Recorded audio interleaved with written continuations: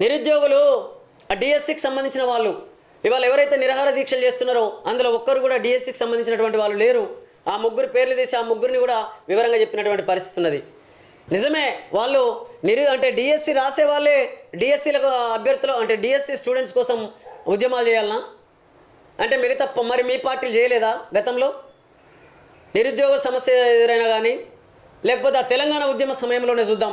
తెలంగాణ ఉద్యమ సమయంలో మన నీళ్ళ కోసం, నిధుల కోసం, నియామకాల కోసం మనం పోరాడింది. మరి ఎవరు పోరాటం చేసిర్రు? అప్పుడు మీ పార్టీ నాయకత్వం వహించలేదా?